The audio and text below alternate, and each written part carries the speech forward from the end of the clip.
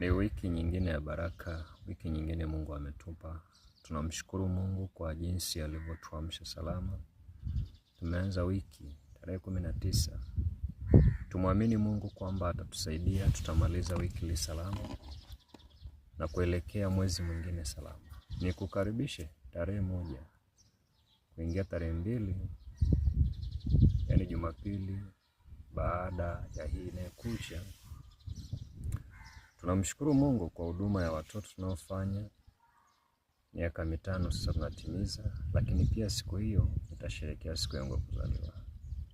Kwa zawadi kwa watoto, tutasapoti kazi ya Bwana. Ungana nami, Apostolizer, Mwalimu Laizer. Nipo Kigamboni, Dege, Dar es Salaam.